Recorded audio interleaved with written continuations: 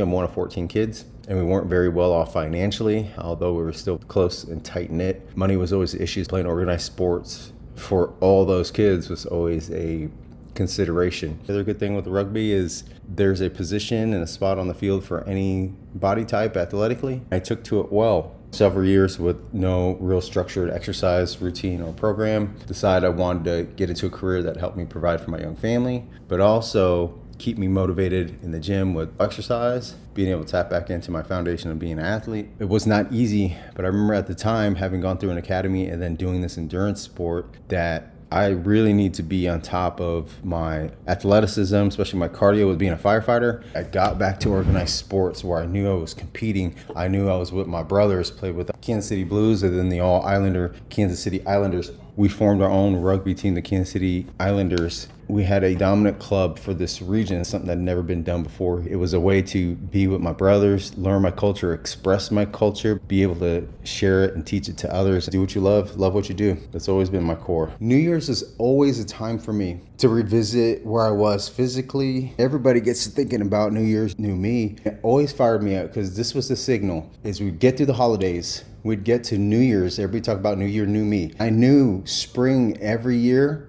rugby was coming up. I wanted to fucking play. Every tackle, every set piece, everything was a fucking fight. Somebody happened to capture this moment while I'm going heads up with this toko right here, man. Everybody required 2-3 people to bring him down. It was such a prideful event.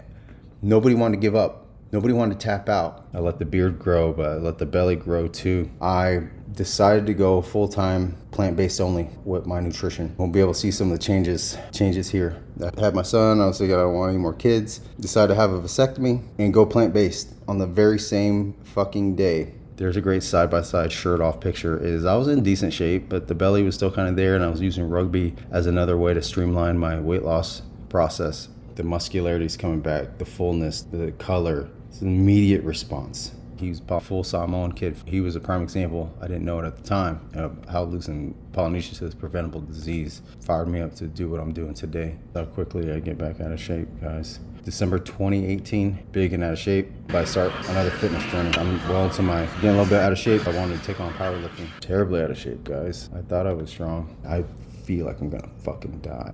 Feel like I'm gonna die, y'all. I'm out of shape. I end up playing prop, guys. Like, look how big Coach Kia is. I'm strong, I'm big, don't have the endurance I had. These photos here are from September of 2021, me getting back into rugby as a catalyst, torn tricep. And we're going into the last game of the season. I got all these tears and all these injuries. That was definitely a big learning experience for me. August 2023, chiseled up for my first fire knife, big performance in Texas, and get out to Hawaii.